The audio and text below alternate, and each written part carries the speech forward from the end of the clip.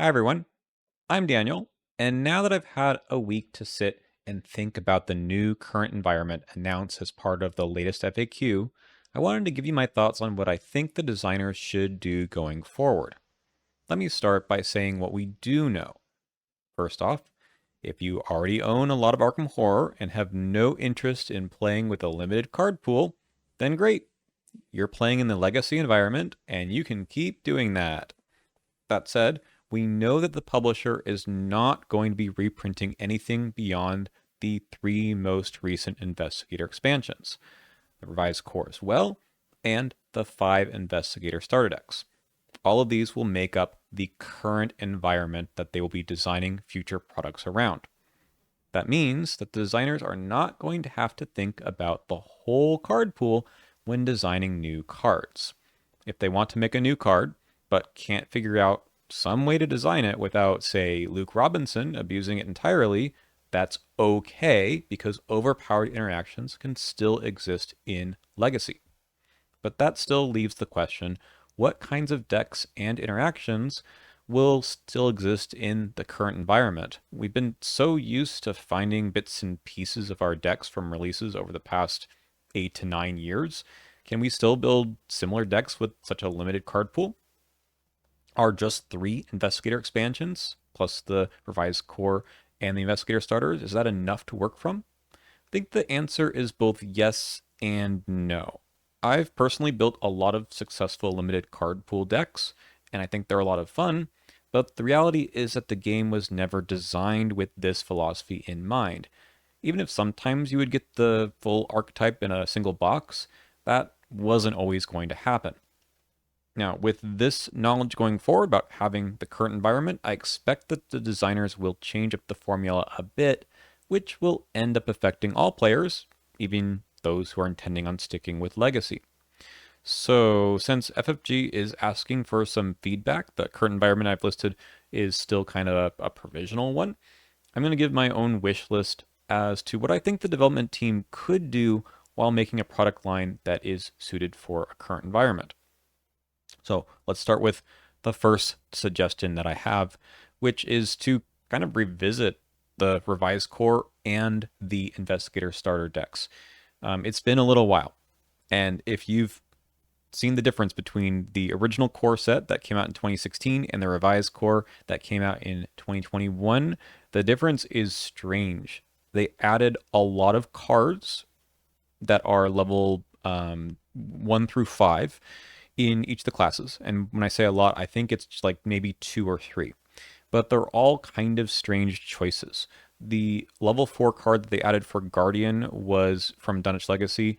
That's I've had worse level 4, which is a very weird card because people generally don't play with it. They play with the level 2 version that came out in Circle Undone instead. It's too much for that XP.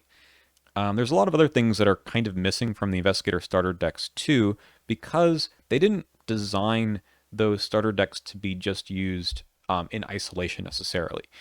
You could buy them and go play kind of right out of the box, but there's a lot of cards in there that were being designed at the same time as other cards in the Innsmouth Conspiracy, which came out at the same time, more or less. So the first thing I'm hoping that they do, if they do a revised Investigator starter decks, is to put those missing level 4 talents in. These are hyper awareness, physical training, hard knocks, dig deep, and arcane studies, I think is the mystic one. We have the level zeros in the revised core, but their level 4 versions are quite good. And it's a little bit strange to get only physical training and arcane studies in the Evergreen set. They're in Jacqueline Fine and in Nathaniel Cho, but not the other 3, which were all released in Innsmouth Conspiracy. That shouldn't mean those cards just go away. And I think there's just an equally awkward discussion to be had about the level 0 cards that are missing from the other current cards as well. But just sticking with the ones that are in the Evergreen sets, it feels like, man, they have a lot of art that they can reuse because it's the same card, but those cards are disappearing. So again, I think in particular those talents are awkward because we already have them. We're going to come back to this discussion in a second, but another thing is that if they're going to print something like a revisit the investigator starter decks, if they just said that the Necronomicon is forbidden, we can just get rid of it. We can use that part of the card's budget for something new or something else that already exists that we could put there instead of having to print something that is just forbidden. Again, I'll talk about this again when we talk about the taboo list a little bit more. I'd like for them to balance some of the staple cards a bit more in these evergreen sets, kind of with the knowledge that your economy is really important. Cards that draw you cards, cards that get you resources, and to have them kind of missing from some of these decks and have to use whatever's available under the whatever the current investigator expansions are is awkward. Now, they've done an okay job with this. I don't think there's too much more they need to do, but I'd like to make sure that those are just always there. I think Survivor is the biggest one that's missing some good economy in those packs. And it's not that this needs to be completely balanced across class, because classes don't have to be exactly the same, but it should be there, right? And then the last thing is some good generic payoffs. I complained again about the Guardian cards, right? They got something that wasn't really a payoff. I've had worse. Level 4 is not a payoff. But they can do a better job of saying that any investigators who are playing these cards can work towards them. And I'll come back to that idea in a little bit as well. But there's probably not enough of the payoffs in especially the revised core. Survivor has You Catastrophe. That's a level 3 card that allows you to cancel like an auto fail and have a Elder Sign instead. That's cool, but like that's not really what you're doing with your deck. The existing ones from the earlier core set are also kind of strange. I think Will to Survive is a level 3 card in Survivor. It's a good card, but it's not what you put all of your effort towards your deck to being able to do. So I think it's maybe a big ask here to say redo everything. This is why it's the number one on the wish list. But it's been some time since even the revised core that I don't see why they couldn't do that. I get it. It's an expensive proposition to have a lot of cards and the tokens and everything else in a core set. But the decks that you can make with just the core are just a bit too awkward for what I think the game really was able to show off once you got more cards. And remember, these are the cards that will always be there. So you can't say just buy Dunwich Legacy, Path to Carcosa, whatever, to build up your collection, because really the philosophy is not your collection gets bigger. The philosophy is going to be you have these cards, and maybe you have some of the cards from the rotating investigator expansions. So, sorry, not investigators. Yeah, investigator expansions. So I think that right now it's not in a great spot, but could be easily fixed with some work as to putting in some more of the cards that already exist elsewhere and kind of rounding out what the classes really want to do with their XP in particular. So I don't want them to reprint too much more. If they're going to do it, they should do it in the investigator starter decks or in the revised core, because then the legacy players don't have to buy any new products. I know that's a thing that they were very careful about doing for the revised core. There was no reason to buy the revised core if you already owned 2 copies of the earlier core set. And the investigator starter decks do have some reprints. That's about all they've done in the history of the game. But I'm okay with them redoing those 2 sets of products with more reprints from the other stuff. I just think that they need to flesh out some of the cards that are even there. Another example, I should have mentioned this on the last slide, with the Stella Clark Investigator pack. There's level 0 Oops, which got reprinted from Dunwich, but they didn't reprint level 2 Oops, which was from the Return to Dunwich. Why they didn't do that? They just didn't have the card budget, really. But I think they should prioritize balancing the series of cards better. That one came a Return 2. The Return 2s are effectively gone now. They could reprint all of those in other upcoming packs. That would be okay too, but I'd rather them only do this when they need to. So when an archetype or an investigator kind of require some of those cards that used to be around, and they could also take advantage of reworking old cards to fix their issues. They can use a taboo version instead. But the problem is indeed that these two will go out of print. That you can't fix some of the problems in classes because those cards will eventually go away. If we're trying to build a product line that is going to exist for another 6 to 8 years, and I hope so, then those reprints really belong in an evergreen set, not in something that they're just going to have to reprint after the current ones go out of print again. That's a challenge, but to figure that out, I know from a business standpoint, right? You can't make the investigator starter decks or the revised core enormous, but they should plug some of these holes that already exist that wasn't really a consideration under the original design because they were part of a larger card pool. I'd like them to revisit the concept of the taboo list. So they currently have the list of taboos has a number of purposes. One is to eliminate too strong of interactions. I mentioned the Necronomicon before as being forbidden. This means that you are not allowed to put it into a deck at all. Earlier they said it was chained at +3 XP, so you had to spend 8 instead of 5. But they actually literally mentioned in the FAQ that, or at least the article about it, that they didn't like the interaction with the library pass card that just came out in the Drowned City. Well, Drowned City is going to be a set that's out there in the current environment for some time, right?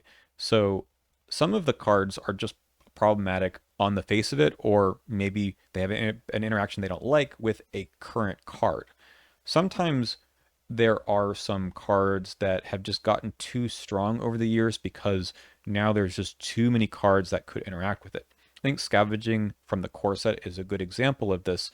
Originally, it was harder to succeed by 2 for survivors, and the kinds of items you could get back were a bit more limited, so the card was okay.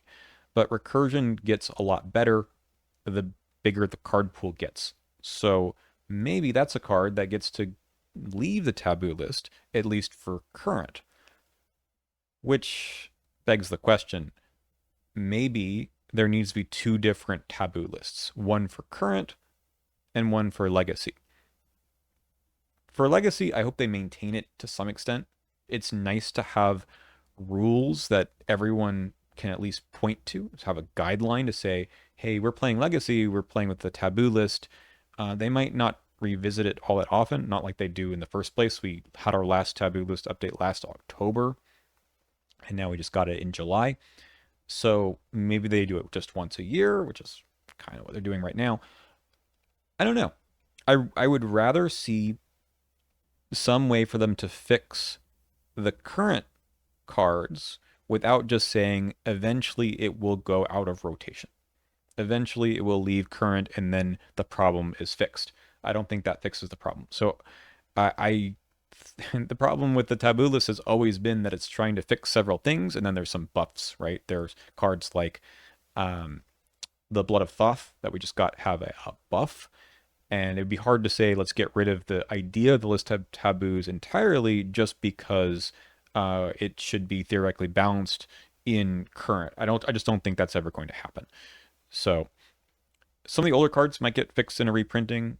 I'd like to see that too, just so we have kind of nice printed versions of, say, I don't know, Janae Beauregard, who probably could have been a 5 XP card to begin with. Next, about archetypes. The core of any interesting deck is going to be what you do with your cards, and the cards tend to have a particular theme. We call that an archetype. Maybe you are playing a archetype that wants you to discard a bunch of cards from your hand. This is the George Barnaby archetype that we just saw. Now, there were bits and pieces of this archetype throughout the entirety of Arkham. There are ways to get some benefit from discarding cards from hand. There were benefits when a card itself was discarded, things like winging it, things like Glimmer of Hope. It's nice to see an archetype get fleshed out in a single box because we don't have to go through all of our cards from many, many years and pick out bits and pieces. I think that's fun. It is very fun to play Legacy, and it's always been fun like this to see, now we actually see how some of those old cards are supposed to work now with a bigger picture. But if that's not how they're going to design any cards, then they need to focus on archetypes in a single box. There's a problem, though, because you want to make sure you still have some deck diversity. That you can't just say everything you got in this box is going to be for your discard archetype and there's nothing else of interest for playing a different investigator, like the investigator who came out in the core set or the one in the set before you or after you. It's tough. So what they've often done in the past, and they've done this a lot better recently, is they try to kind of have a window of a few expansions where they give you some parts, and then they give you more parts, and then they give you some parts in that third expansion. The science archetype, the precision, or whatever you want to call it, is kind of a good example of this. We started to get some science cards in Scarlet Keys. We didn't really see anything with the science trait before. And then we got a lot of them. They didn't really matter too much. So Vincent Lee could take, for example, the surgical kit. This is a card that heals, but it has a science trait, and you're like, yeah, that's interesting. Okay, great. But then we started to get some other card. Well, another card in that set too. I think that foreshadowed this. This was the lab coat that cared about tests you were taking and succeeding or failing by a certain amount. Anyway, then the next set we got Kate Winthrop, and she was all about cards that were science cards that she could take and as doing some things with them, putting clues on her science or tool cards. There's a little bit of a nice synergy with the precision archetype too, and we got more of those cards in the most recent expansion, the Drowned City. They did a very good job, and it was, I think, elegantly designed that Kate cared about tools, and Wilson, who also cares about tools, came out in the same box. Kaimani Jones can take a lot of tools, but doesn't really care about them beyond that, came out in the previous box in Scarlet Keys. So there's some kind of blending. It's encouraging you, of course, to buy the next expansions, but also if you're looking at something like Current, you can find a lot of your cards within more than just one box. And then you can have other parts of that card budget before, say, the next expansion's archetype.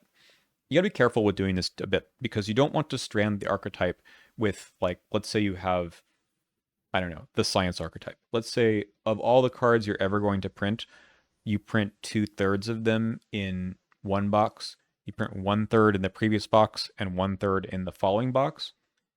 Eventually that 2/3 expansion will go out of print. And now you've stranded some cards from the archetype in that following set. So you gotta be a bit careful about how to do this. And as I said before, investigators still need some deck diversity. So there needs to be enough cards in the archetype where you can't just say, my deck is take all of these cards, the end.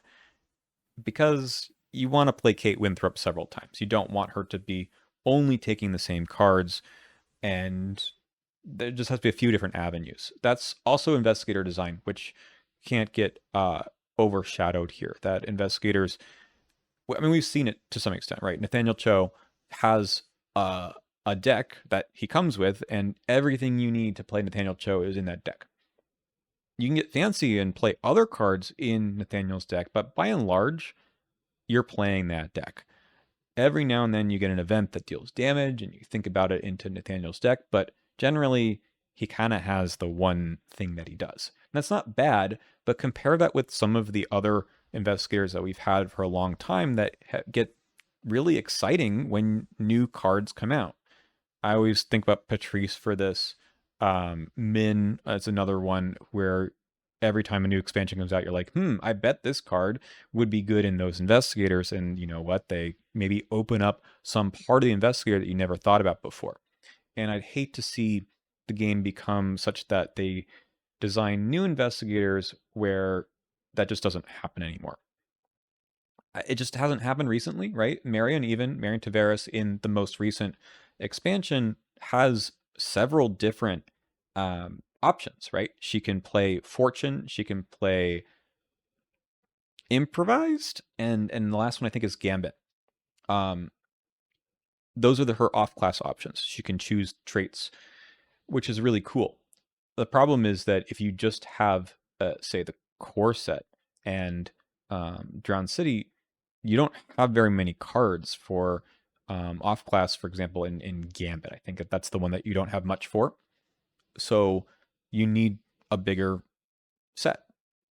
And I want them to keep designing things that are like that for people who still want to play on Legacy, that shows that you can do some cool things. And that's part of the design.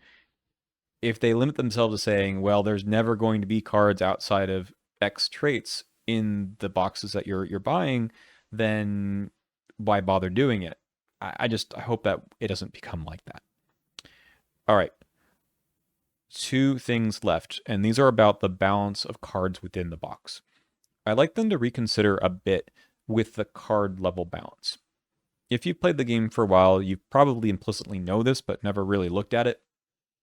But most of the cards that you get and see a lot are level 0. Now, for the current environment, I've listed the numbers here. It's actually almost exactly split, but 277 cards are level 0, and 276 are level 1 plus. And that's important. That I know it sounds like, oh, it's half and half, but not really, right?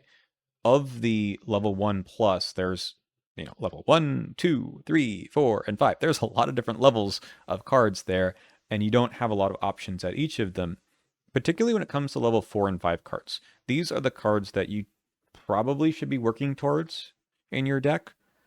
And if you don't have too many of them available to you in your class, then the diversity of decks that you're going to be able to create is going to be much more limited. I think in Rogue, there's only a few different assets right now in current. There's, off the top of my head here, I believe it's Fake Credentials, level 4. Damning Testimony, you can bump that up to level 5.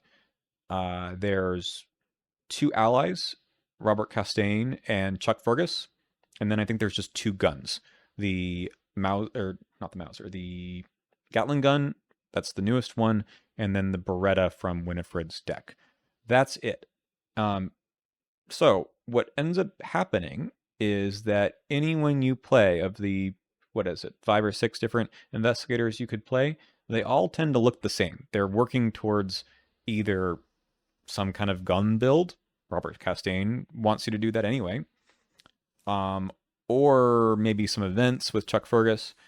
Or you're doing something with the Fake Credentials, I suppose. But it's really kind of awkward that everyone ends up playing those higher level cards and you don't see the diversity of decks that we used to see in Legacy. So I've seen that a bit when it comes to playing a limited card pool.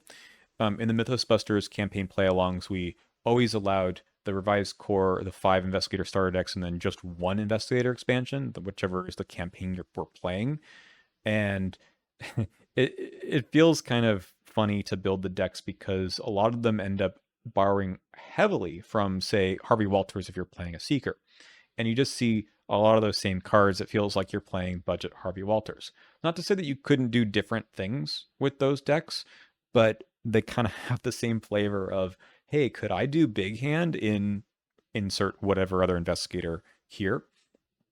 And you kind of can, but that's probably going to be boring after a while. So in order to create a diversity of builds, we need to expand more of those level 4 and 5 cards, and probably level 3 as well, so we can be working towards other stuff. Level 0 cards are great. Like, we need them in order for you to build various diverse decks at the beginning of a campaign.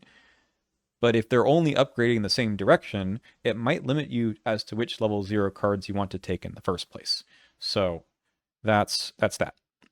All right, my last one. Very similar. I want them to reconsider the card type balance. Another thing that, again, if you've been playing the game for a while, you probably kind of realize this, but not really maybe seen the numbers. In current right now, there's 290 assets, 194 events, and 53 skills. That's it. I don't think that's necessarily a problem in terms of the number of events. I think that's about okay. The assets are good because, well, you need to have assets in play to do a lot of things in this game. But many people who look at, say, I don't know, a Silas or Winifred for that matter, um, kind of overload those decks with skills. And you can do that in a large card pool because now there's a lot of skills out there. People talk about practice makes perfect. This is a card that allows you to search the top 9 cards for a practice traded skill. And then you get to put in your hand. Well, you get to commit it. And then if you succeed, it goes back in your hand. Really good card. But the discussion around including this card is often, well, how many practice skills can I or should I put in the deck? And people say, maybe it's 8. I don't know if in current you have the density of skills available of that trait or of any trait to make some of these investigator archetypes work. Again, in a huge card pool, you could just take every skill you could. But now if we've pared it down and there's only 53 skills, you can't take all of them. A lot of them are, outside your class. In Rogue in particular, with Winifred, I believe she only gets manual dexterity, level 2. So we're talking about the upgraded ones. Level 2 manual dexterity, copycat, those both came in her deck. And then the level 3 watch this. That's it.